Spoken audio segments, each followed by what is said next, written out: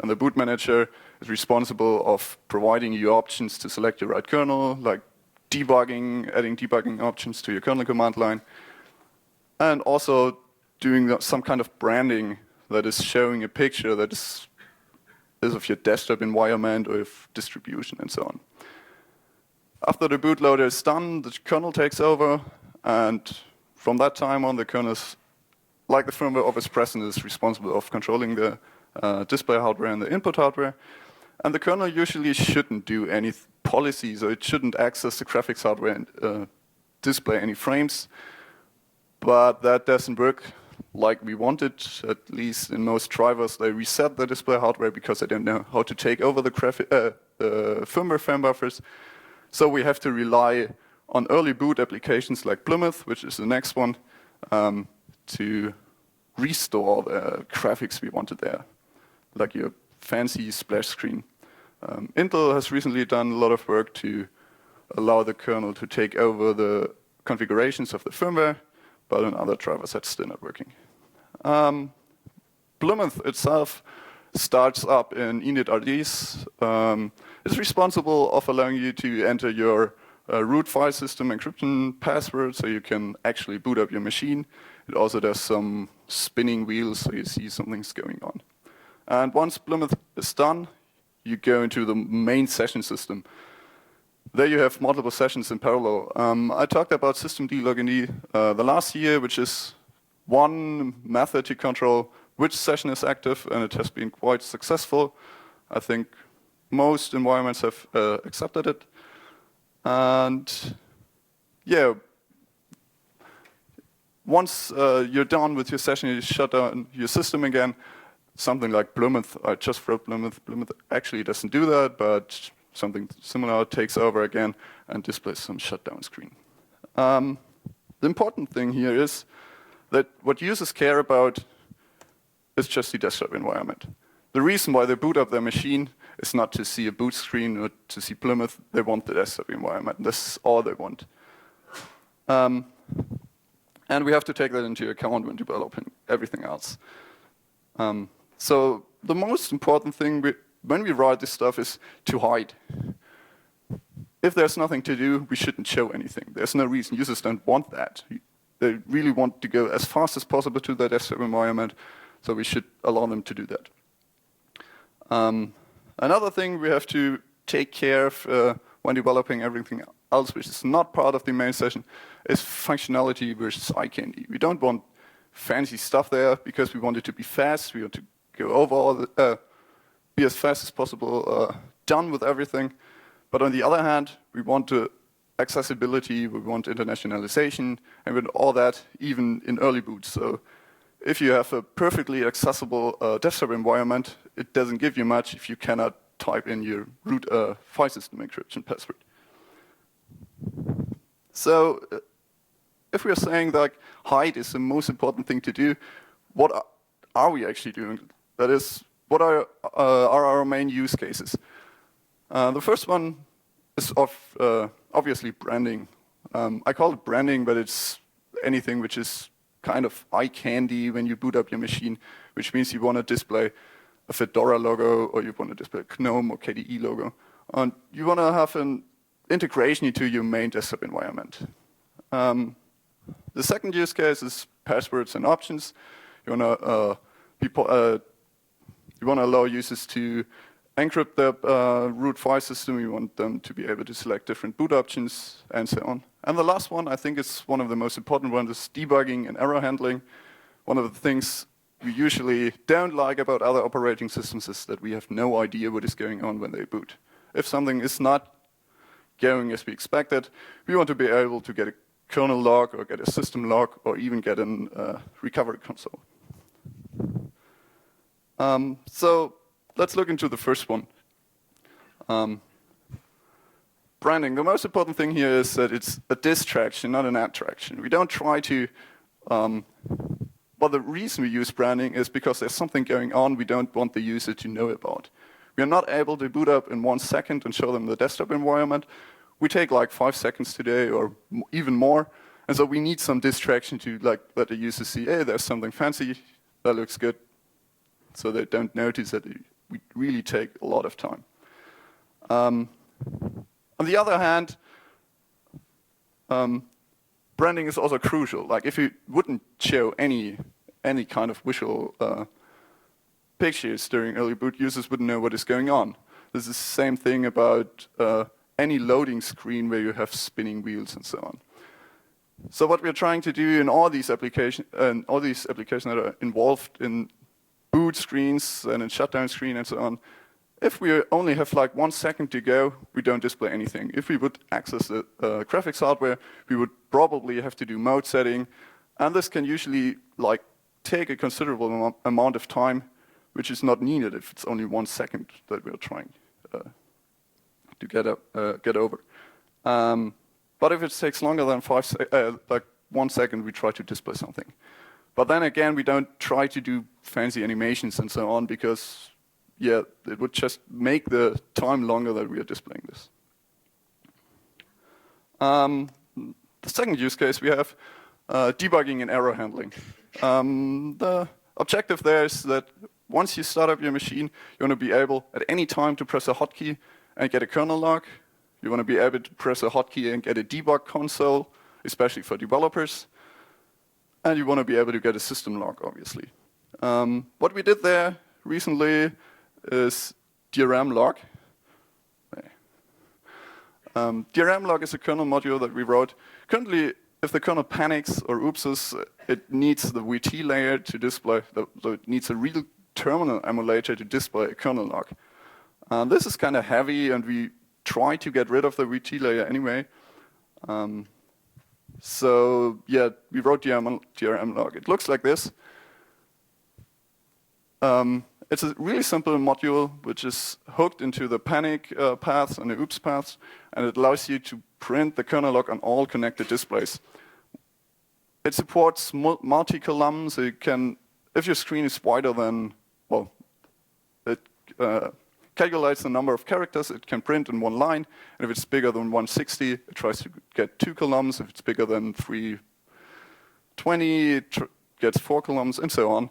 So it adjusts automatically. Furthermore, if you have a high DPI screen, it automatically does integer scaling. So if you have like 200 DPI, you get your 8:16 font scale to 60:32. This is, again, not about eye candy, but about functionality. We want people to be able to read that screen even on high DPI. Otherwise, it's really useless. And we also got atomic mode setting for that. And it's all ready for, all ready to be merged upstream. In that case, atomic mode setting is mode setting in atomic context, not any of the fancy stuff other people are working on.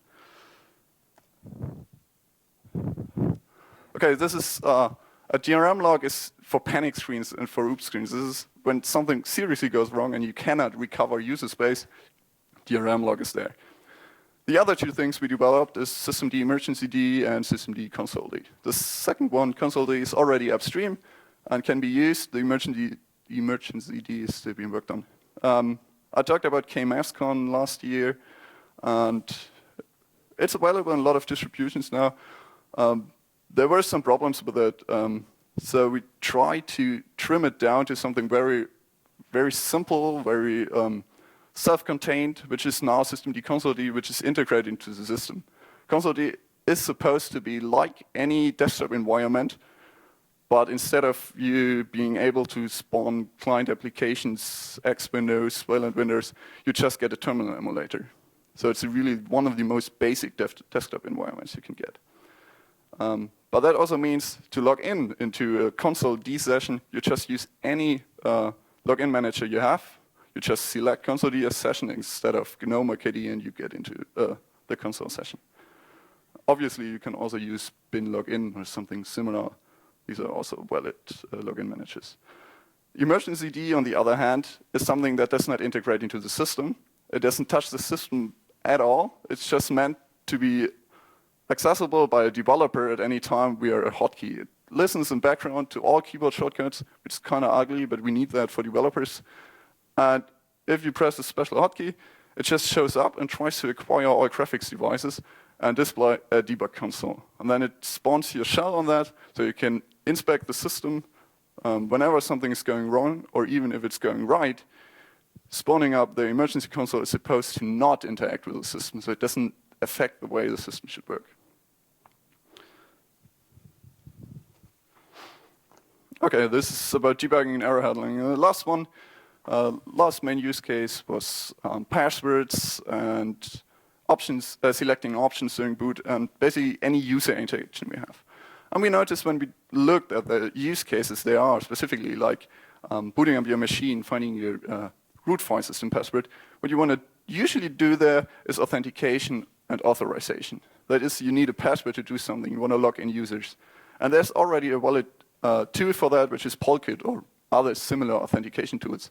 They work as a daemon in background, which don't do any graphics at all, but you can register handlers, which allow you to, like, if anyone asks Polkit to do something, Polkit talks to those handlers, which then print a screen. And this is pretty useful for all kinds of situations that we have. Like in early boot, where Plymouth is up running, it can just register a handler with Polkit, and any application that's running in background and needs a password or something, just talks to Polkit. Polkit checks whether it can service it immediately or whether it needs to talk to those handlers. And in this case, it talks to Plymouth. Once Plymouth is done, your main session, like KDE or GNOME, registers their handler, and they talk to Polkit, and they now integrate well into the desktop environment. Obviously, there are cases where Polkit does not serve that good. Like if you want to have different boot options. Polkit is really just about authentication and authorization. But in that case, you still need to develop your own user interaction, like your own graphics stuff. But I haven't seen any such use cases yet, so we haven't done anything on that. This also gives us the SEC key almost for free. Polkit now, if people don't know, SEC key is secure attention key.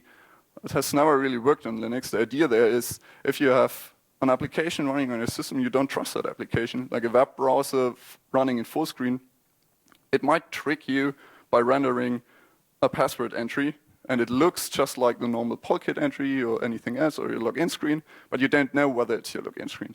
Now the idea is that you press a special keyboard shortcut, and the system always reacts to that shortcut and transfers you to a secured environment. On Windows, this is Control Alt and Delete, and on Linux, we currently don't have that. But the idea here, again, is that you have a session provided by your desktop environment that runs just in parallel to your login manager and your normal session. And whenever Polkit is asked to perform authentication, and you press that key, instead of staying at your desktop environment, we switch back to the other session, which is a secured session, which is not allowed to execute any untrusted software. And it's supposed to look the same like your desktop session, which is not that easy to do, but it's possible, and you get the SEC key. Okay, these are the main three use cases we have been working on, and a lot of the applications were already there. We have been developing some new applications, and probably most people know these. So I want to take the time to talk about the challenges that come up there, because it's not, that often sounds easy, but then you try to do something, and it fails at different stages that you didn't really expect there. So one of our main objectives is every frame is perfect. We want that, just like Wayland does it in the session, we want it on the whole system. And yeah, just as a heads up, this is broken. It's really hard to get right. And the problem here is if you boot up and do software rendering, you want linear buffers. You don't know what the 3D hardware wants as frame buffers. And you don't really know what it finally will set up for your session. But in early boot, we need linear buffers, or we need well-defined buffers. We would be fine if there's tiling or anything like that, but we need to be told what kind of buffer that is. And currently, the firmware sets up linear buffers, which we can easily use during boot. But once you go into your main session and you try to page flip to that session, it will fail. It will fail horribly because it cannot switch the tiling mode of your buffers, or some hardware cannot. Intel can, I know, but NVIDIA, I was told, cannot do that, which means you need the deep mode set, which takes like 1 second to change. Furthermore, for every frame is perfect, we need double buffering right from the beginning, which is also not possible because the firmware doesn't give us that. So bootloaders don't allow us to do double buffering, and it's also hard during early boot. Furthermore, there's if we have multiple sessions running on a system, we try to switch from one session to the other session. We obviously want it to be smooth. We just want a page flip to the other session. We don't want a deep mode set. We try to do that. So the first thing we do when a session pops up is just trying to page flip to the new frame buffer we have, if the modes are compatible. And if that fails, we just do a full mode set. This turned out to not work well on any graphics driver because it just allows you to do a page flip and don't return an error. You just get huge error logs, and I think we really need to fix that. Second point is software rendering. This is really important because all these early boot software cannot use MISA or any hardware dependency because that can pretty easily get quite huge, and we cannot do that in initrd or in your bootloader and so on. And we want one kernel and one distribution to support a lot of different hardware, so we want this to be modules which are loaded late. But this has been solved quite a long time ago. This is done. We can use dumb buffers on the kernel. Every graphics driver currently supports dumb buffers. And for even if you have your graphics session and you want a Wayland session which does not use hardware acceleration, we developed a new system call which was released with 3.17, which is memfd create. It's a system call that allows you to create a memory buffer in your main RAM, which is backed by anonymous memory. You don't need to do any dances with temporary file systems which give you back file descriptors. You can just get an easy, simple file descriptor which is backed by anonymous memory. And furthermore, that file descriptor supports sealing, which is also a new technology, which allows us for a compositor, if it receives a buffer from a client, it can just set a shrink seal on that file, which means the client can never ever shrink the file or truncate the file while the compositor is trying to scan it out. Because this way the compositor would get a seg fault. So this works already quite well. So next challenge is hardware handover.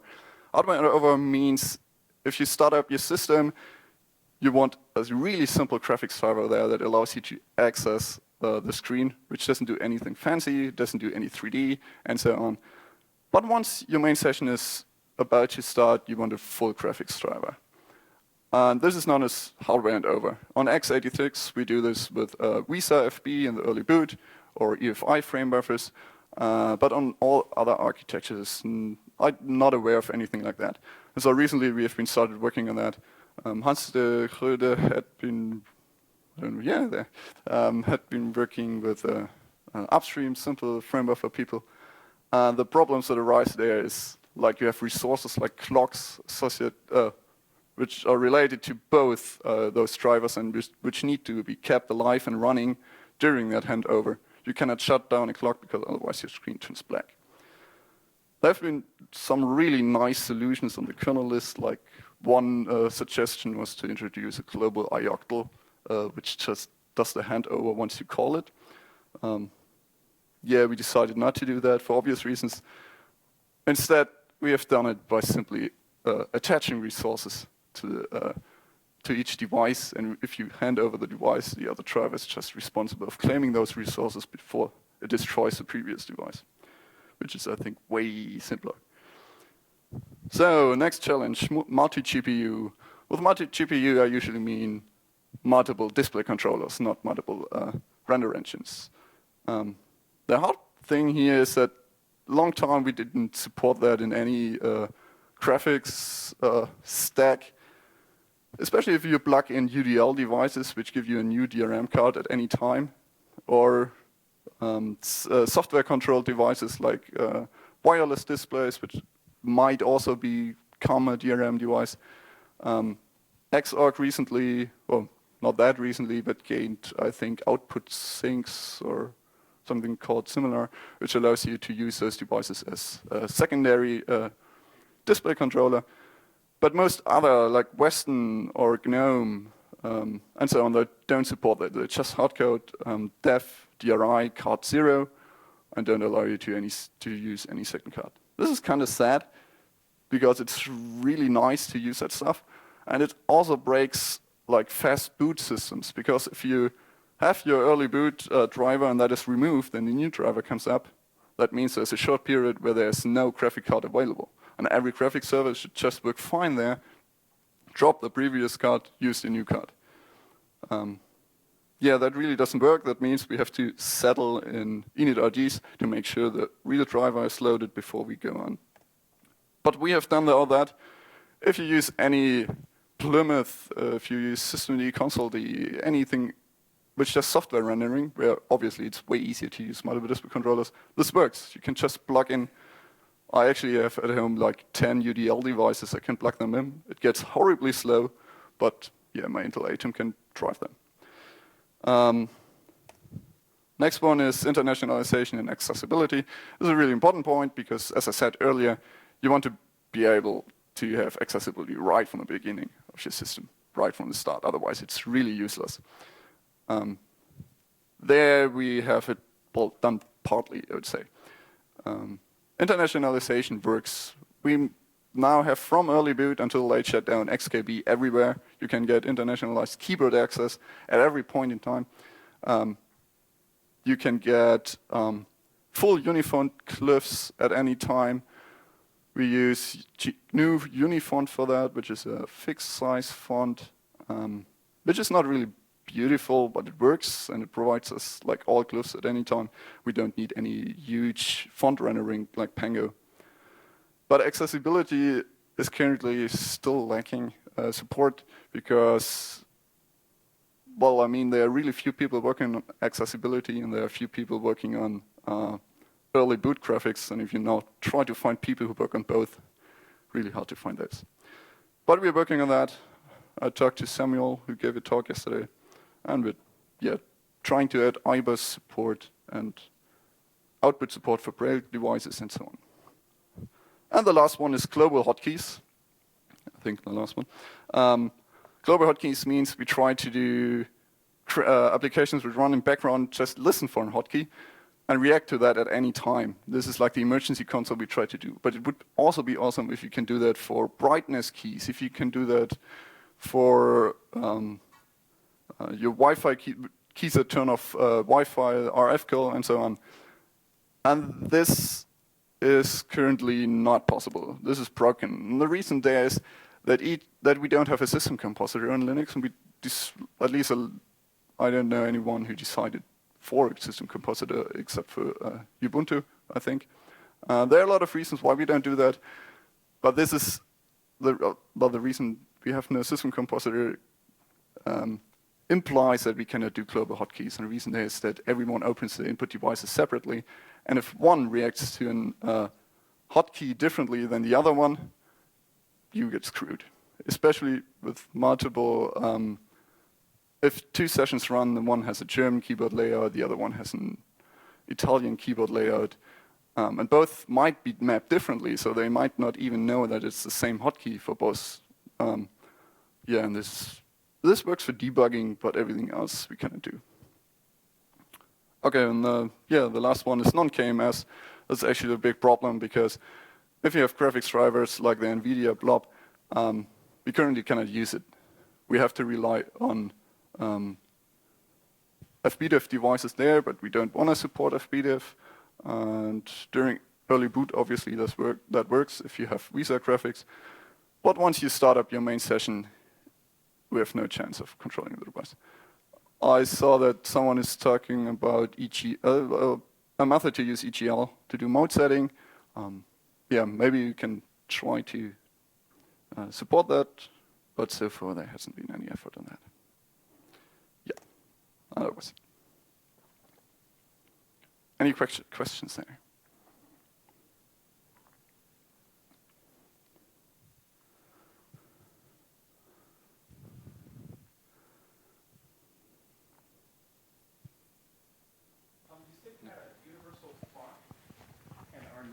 Pango for international? You are not using Pango or anything for international text output? How does that work for languages like Devanagari, where layout is required for comprehensibility from Unicode?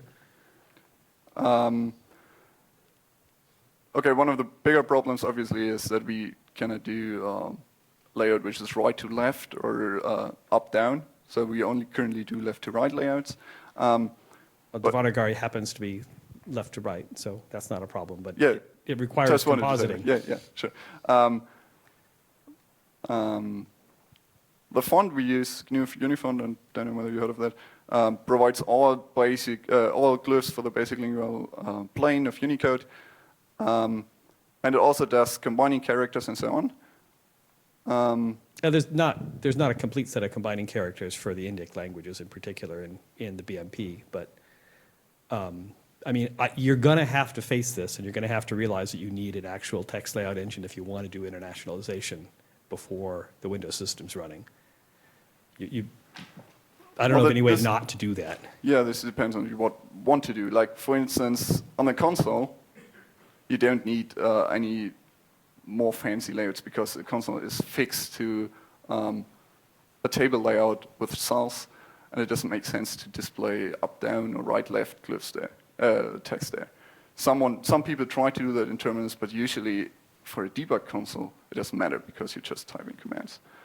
So the question is just well, most of the screens we also have is just images, branding, or whatever. And so what is left is really password entry and some text there to tell you what to do.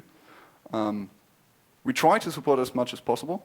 Of course, we know that we cannot do everything. Like, a lot of scripts are not possible to be displayed that simple.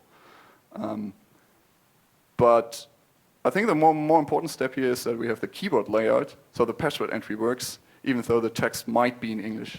If anyone here has more experience there, we are glad to get any help. I think you're just going to have to buckle down and decide that Pango is a requirement for anything that actually has user interaction. Not, debug stuff is fine, but if you actually had a comprehensive user interaction where you're actually interacting with the end user, you're actually going to just need to do the whole thing. Yeah, maybe. Which is annoying, but yeah. It's I've been trying to look at Halfbus, which is the underlying layout engine there. But we have used it for KMSCon. We support it there. It is quite huge. That's why we didn't want it in the initrd. But yeah, I guess you're right on that one. I guess you could always go Tim's way and just show a lock icon in no sense. Yeah.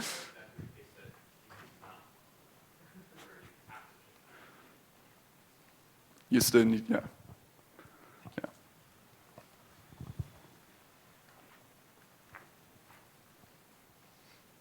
Okay, I guess that's it. No more questions? Okay. So thank you.